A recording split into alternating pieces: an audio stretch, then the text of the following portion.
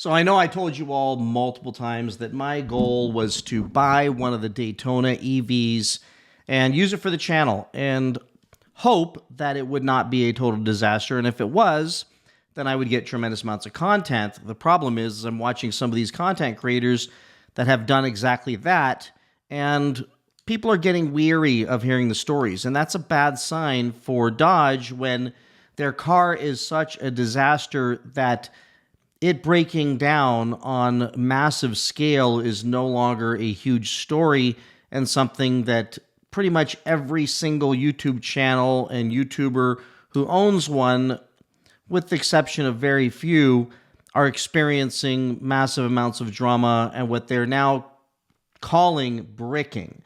Back in the day when I used to root my cell phones and jailbreak them, bricking was permanent damage and destruction to your electric device. Well, now it turns out bricking is just temporary, because if they can get it to the shop, they're able to get them back running if they can get the parts.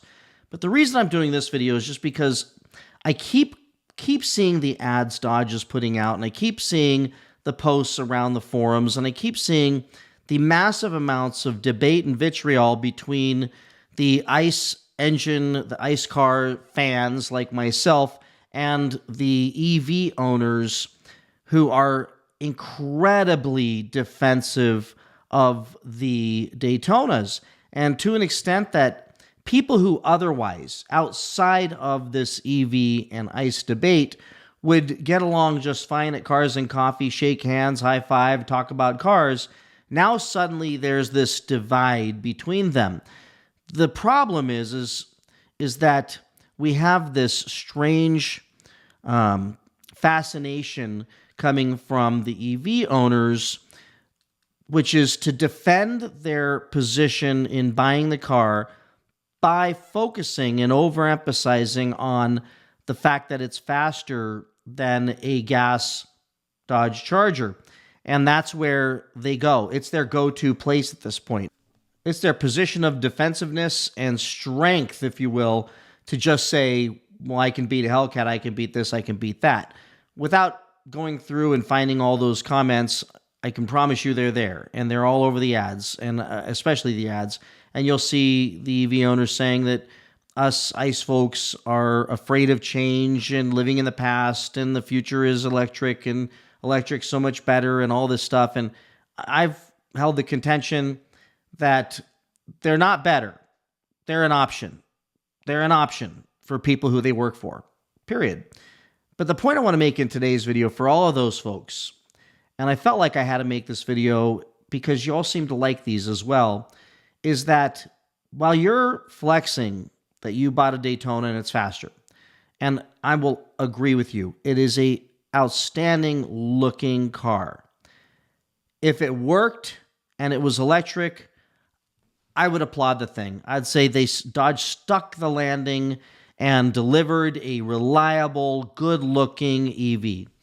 But considering that it appears that most of the people, if they wait long enough, will find themselves in a very large 6,000-pound paperweight and not able to go where they need to go at the time they need to go there.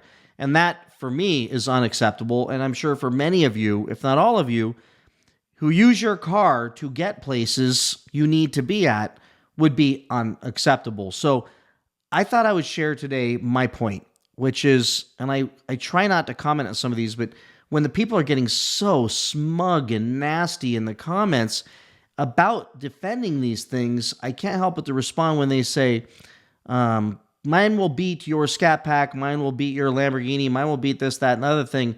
And I can't help but to respond and say, as long as it's running, and as long as it's not in the shop or on a flatbed, you've got a chance, and good for you. And as long as your battery's charged, and maybe you got a shot. But considering the amount of issues that are taking place, it's highly likely that if you haven't been in the shop yet, that you will be there.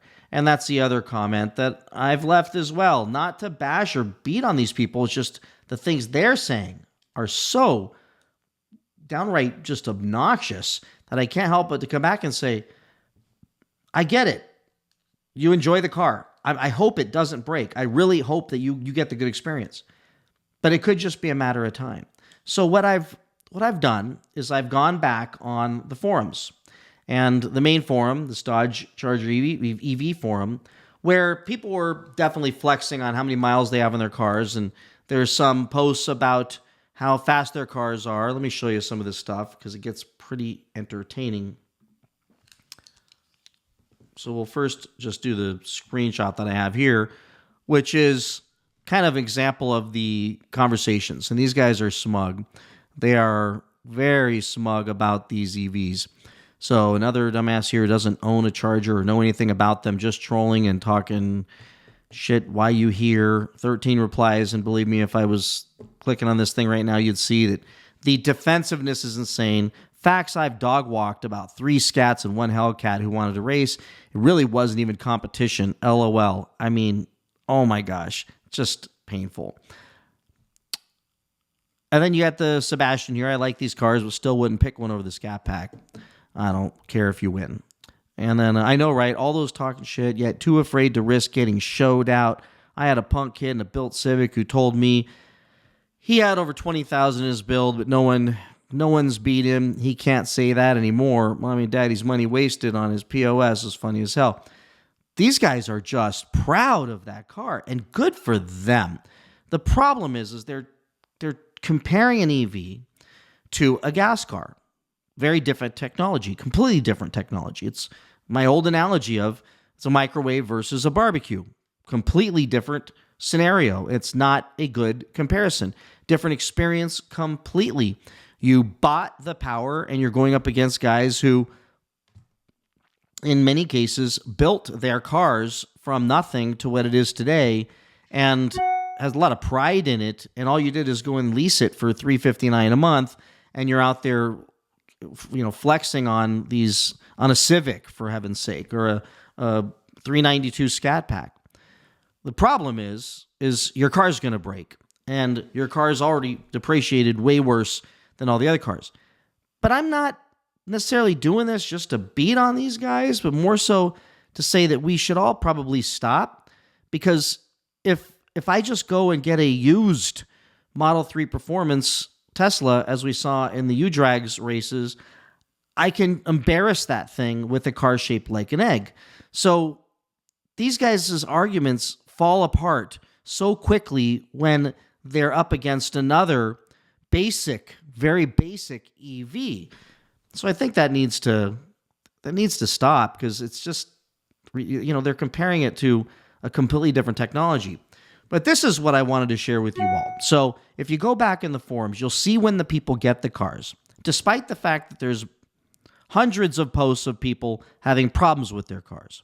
You'll see folks, like in this post where this guy writes, who has the most miles in this group? I'm at 1,500.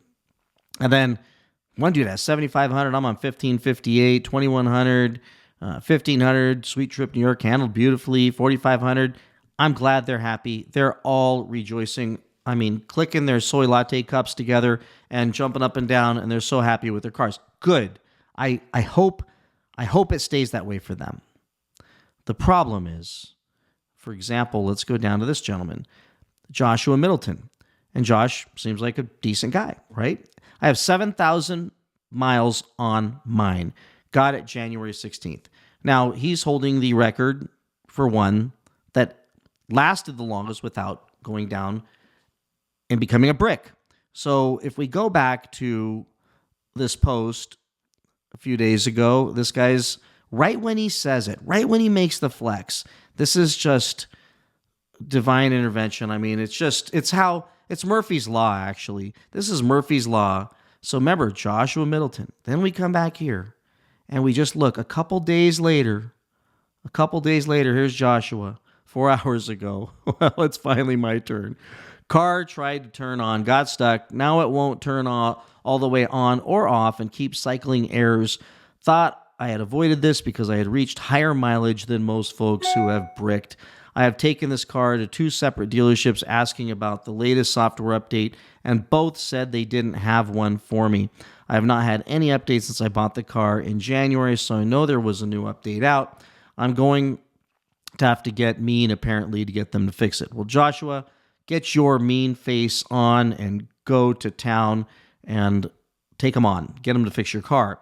But then I decided to go ahead and check. So this is, if you go back far enough in these groups, you'll see the joyous day when they took delivery, and then you'll see a week, 2 weeks, 3 weeks later that the same people who were talking trash, how much they love the car, everybody loves the car, everybody's looking at the car, everybody compliments their car, and they love their car, and we're all haters. That's all we are. We're just a bunch of haters. We've never driven one, never owned one. And then you'll see the same exact person post, took my vehicle dealership again, got it serviced. After it went into turtle mode, they decided to buy me out and get me something else. I have to say my local dealership did a great job. So if we do this, David Vasquez, I click here and I put David Vasquez. Here's David Vasquez before he ended up in this. Red on red looks so sexy. Made sure I had these when I purchased. Well, very nice. Love that red interior. So what you'll find in these groups is just, you'll see the joyous day they got the cars or enjoying the cars, and then it's just a matter of time before you end up seeing this post. And it's happening so often. And if I just go back and just go through the group with you all, you'll see what I'm talking about. And I'm sharing this just because if you're thinking about buying one, I think Uncle Tony's Garage was right about this being an IQ test. You are asking to be bricked. And I hope that Dodge will get these cars squared away. I'm tempted to get one just for the channel and entertainment purposes, and it is a beautiful car. I'm just not an EV guy, so I'd have to keep my Scat, of course. So look at Brian. We'll just look at Brian 2 days ago. Funny how everyone says they hate these cars, but everywhere I go, I draw a crowd. People ask a ton of questions, and people tell me how cool it is. Right on, Brian. I'll see you in a couple days when you post this thing on a tow truck. This is kind of what's going on. But if we go down here, another one. Here's another Josh. Another one bites the dust just 2-3 days ago. Service electrical system error. Luckily, I still had some power to put it into neutral around 3,500 miles. So right when you think you've got a good one, this is what happens. You end up with your car in a tow truck. So Josh, who was enjoying his car, now is not enjoying his car. And the comments are always interesting or entertaining because everybody comes in here and starts sharing their drama and their nightmares with their cars. So I'm just telling you, folks, it's just a matter of time. If you've got one of these things that you're not beating anybody on the street, you're not racing anyone and winning unless you're headed to the Dodge dealership to get your car fixed. But this thing does look good. It even looks good on the tow truck. I will contest that this is the best looking car on a tow truck ever made. If you're going to have to ride something on a tow truck, at least it looks amazing while it's on the tow truck. So folks, that's what's happening. All the flexing out there is crazy. I can keep going through the group and it's just problem after problem after problem. Here's another one with a problem. The problems are outrageous. Another one with a problem. It's impossible not to get away. It's impossible not to just outrun this thing. It's just a matter of time before you are stuck and having a problem with your car. This guy mounted an iPad over his screen. I don't understand. This is just hilarity. All right, folks. So just wanted to do this quick video just to address all the people calling us haters. I'm just dealing with reality here. These things are a mess, and every couple days there's a whole litany of more people who are having their cars on tow trucks, and this is way beyond any new launch of any car I've ever seen. It just keeps happening. So if you have one, I would just withhold your celebrations on your new car because it could turn on you really quickly. I would also withhold the flexing on gas cars, and I'd go find yourself a Tesla Model 3 Performance and let us know how that goes. Or a Hyundai Ioniq N and let us know how that goes. Or a litany of other EVs that would beat you, and then flex. Otherwise, appreciate that what you're driving is an EV, and for that reason, it's going to be faster than a gas car, most gas cars, but it's not the same. And you have to sit at charging stations. You have to, I get it if you charge at home, good for you, but a lot of people can't do that. You're sitting at charging stations. You're sitting, almost said something else. You're sitting at the Dodge dealer in the shop waiting for your car. You're waiting for parts. You're dealing with braking issues. You're getting to know tow truck drivers. There's give and take with both cars.